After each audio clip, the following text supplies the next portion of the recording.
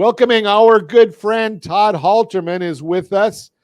Not giving any financial advice today. He just educates us. But Todd, I want to get from your perspective. I talk about it. I'm, as a certified liability advisor, I'm dealing with the right side of the balance sheet. And I know you do that as well, but you focus a lot of time on the left side with assets and tax planning. What are you seeing from all this stuff with the Federal Reserve going on from the investment side?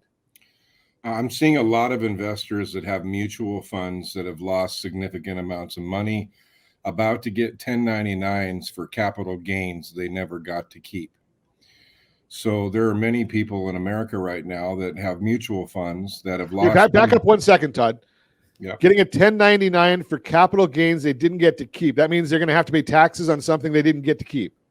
That's correct. Their portfolio lost money, but when you invest in mutual funds, these mutual fund managers have hundreds, if not thousands, of positions, and some of them are quite old and have a lot of internal long-term capital gains.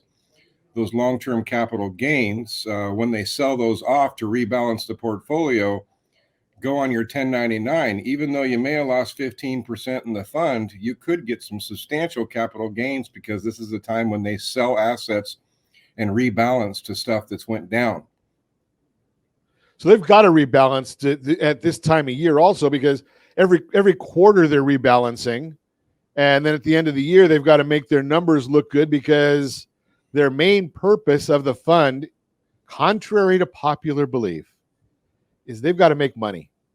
Oh, yes. Right? So they've got to make their fund look good at the end of the year because there's going to be salespeople out there all year long trying to sell this fund.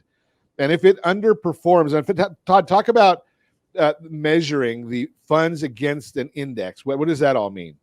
Well, I mean, the relative index is how much risk are you taking relative to an index that meets your risk level.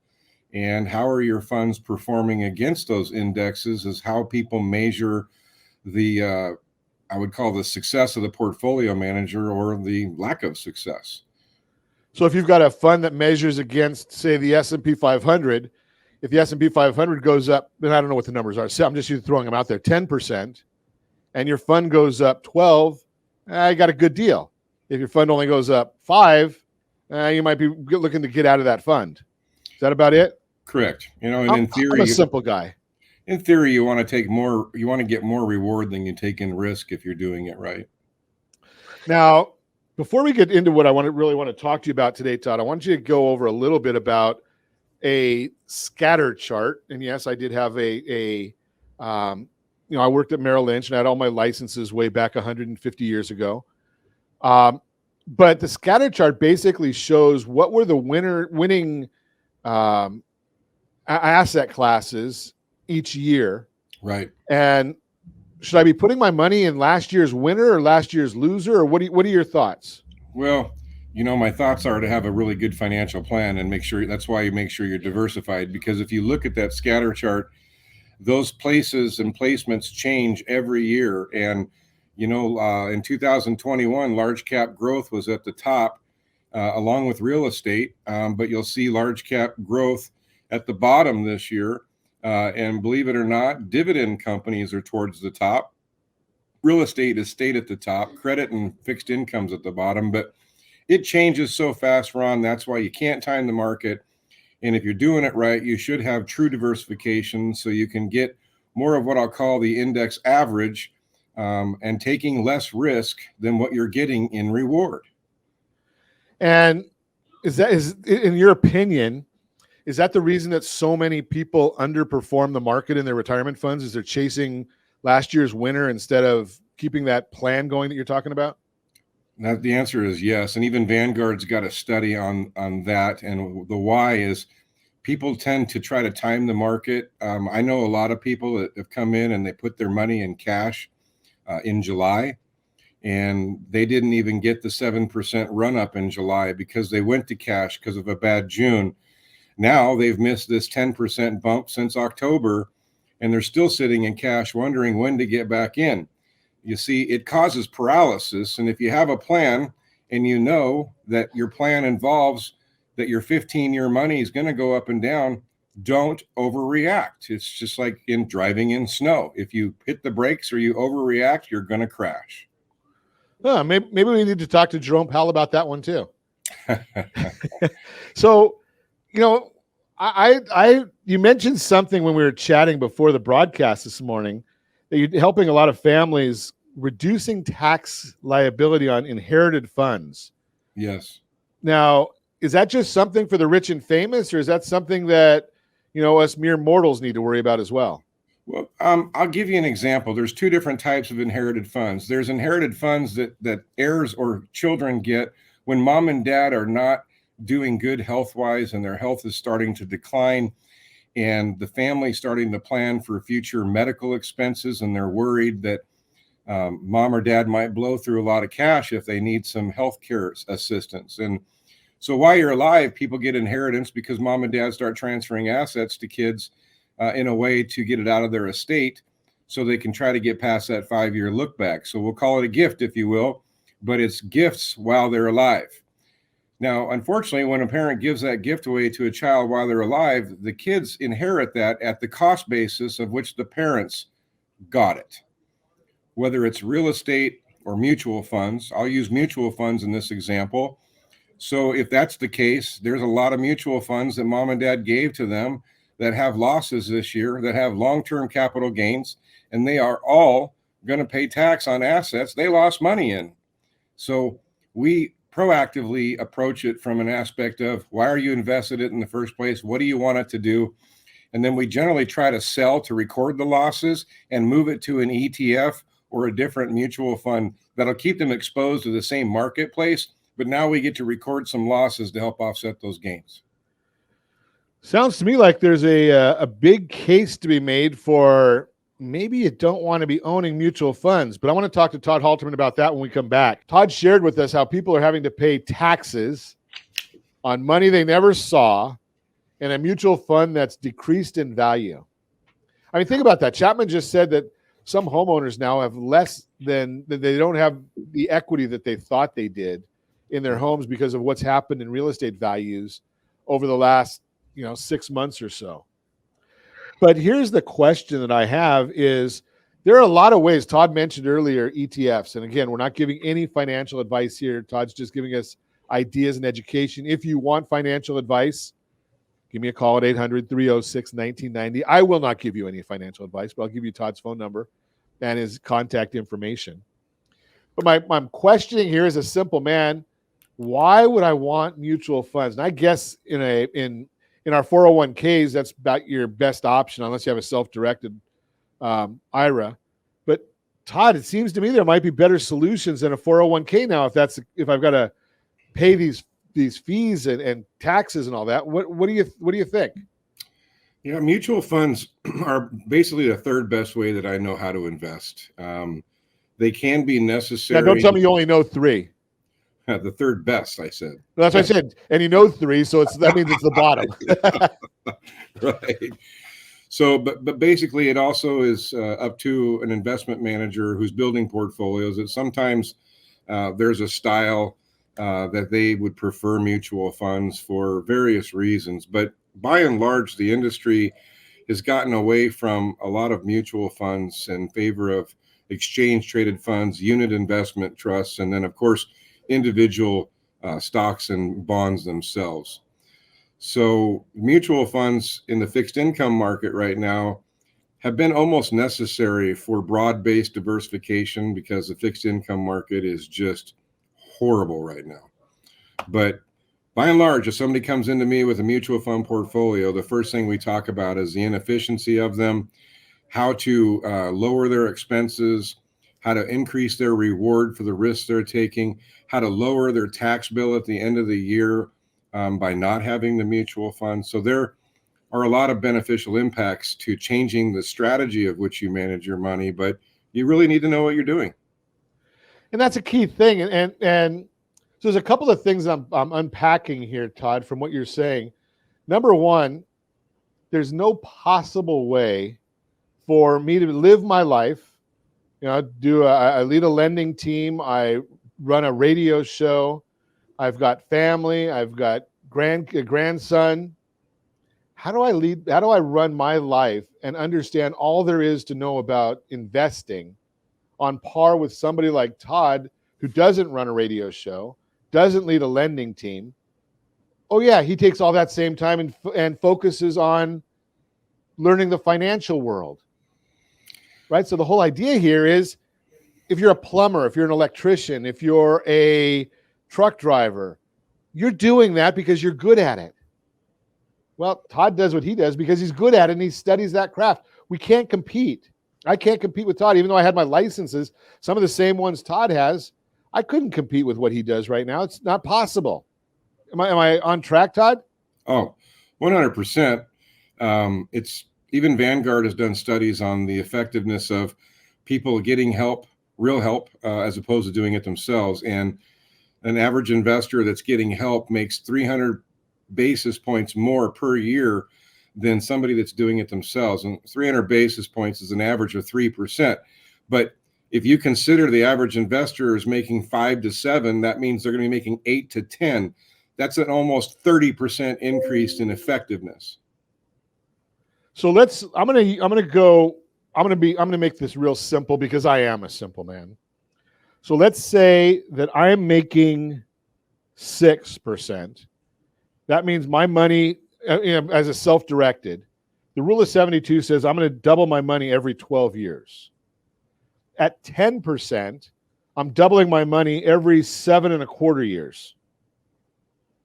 Just think about that by itself, right? So my say $100, if I direct it myself, is $200 in 12 years. Same $100 is almost $400 by giving it to a professional. Not quite, but it's close enough for a simple man just doing math in his head on radio. Think about that. What about with your retirement fund? Your retirement fund might have $100,000 in it, and you manage it yourself to get $200,000, or share it with someone like Todd and put together a plan and have $400,000. Maybe call it even $350,000. That's the bottom line. Now that doesn't even talk about one intangible that we can't measure. When the market is as volatile as it is right now, and you've got somebody like Todd managing and guiding you as a tour guide, so to speak, do you think you might be able to sleep better at night? Because you don't have that stress. Because Todd's already told us 17 times today in less than an hour. The whole idea is work the plan. And over a long period of time, the plan works. Right? Now, does that mean you're going to worry about what happened in the market that is down 900 points today, or give or take? I'm going to suggest, other than Todd, how often do you meet with your clients? Well, about once a quarter for my actively managed clients, and then generally twice a year for people that are less active, or just really truly in the beginning of accumulating. But the reality is, Ron, I'm reviewing people's year-end statements right now, and most of my clients are experiencing being even or up 4 to 6% in the last 12 months because of that diversification.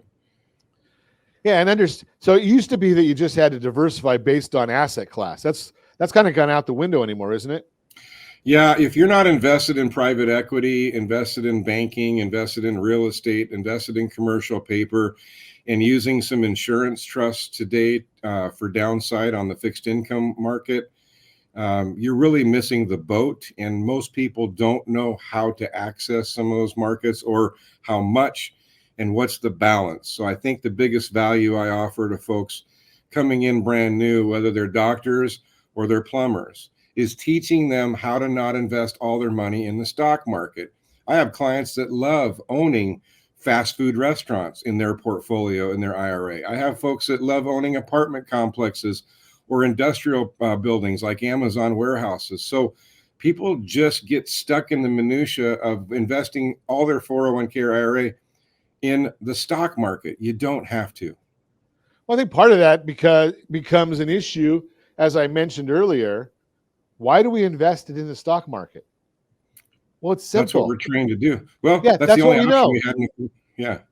Yeah, that's what we know. I mean, we know the stock. I don't know how to get these double-ended funds that Todd talks about, or where you can protect yourself from the downside.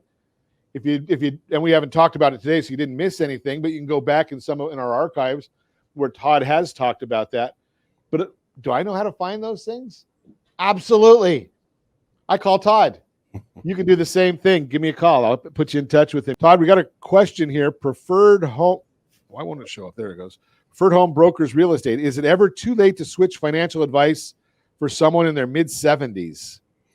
That's a great question. Oftentimes, most people that I work with, I've changed their advisors between 62 and 75 because the way that the advisor they'd been working with forever has been managing the money has been for growth, not for income. And the way that you manage asset allocation and investments for income is completely opposite of the way that you manage assets to grow it for retirement.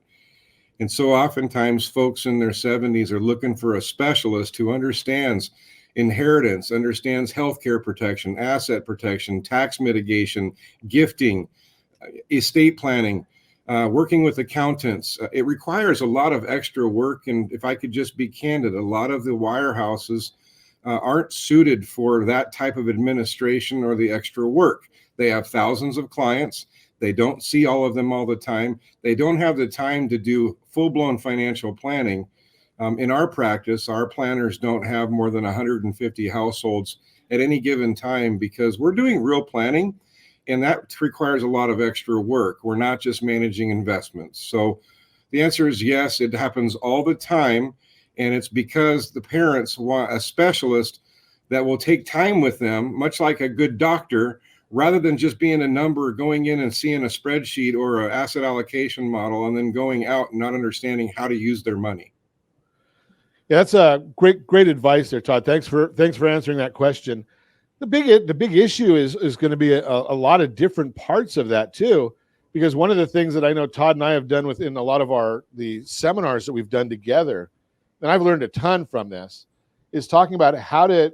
We've used it for a long time, the terminology of disinheriting the IRS. Yes. Right. There's a lot of ways that the IRS is getting more than their share. And let's go back to the inheritance question. There's two ways to inherit money. And a lot of folks today, one of the biggest assets they inherit is an IRA. Now, let me do some real simple exercise for you, Ron. $1 million IRA handed to two kids is $500,000 each, right? Right. Wrong. Because child A already makes income and has income. So when they receive $500,000, they get $300 because $200 of it goes to the IRS. Wow. Child B, they make income and have income. So when they get their $500, they're going to keep $300,000 because $200 goes to the IRS. So you tell me the IRS gets $400,000, the two children each get $300,000, and those parents never planned on giving 30 to 40% of their life savings to somebody they don't even like. Wow. And now, what about the does that not fall under the exemptions, Todd, that you have in giving? No, in IRAs, when they pass over to family, they get it, but they have to get it out of the IRA within 10 years, okay? But they get it, and then they take money out. It comes out at the top of their tax bracket. We have certain ways that we inherit IRAs for families, and we use IRA trusts, and we use them so people can control their tax and pay no tax when mom and dad pass away. When they get that IRA, we can show them how to wipe out a lot of the tax and control when they take that tax and how it's paid. But if we can do it and control it, you can definitely eliminate or mitigate most of it. Now, does that have to be done while mom and dad are with us, or can that be done?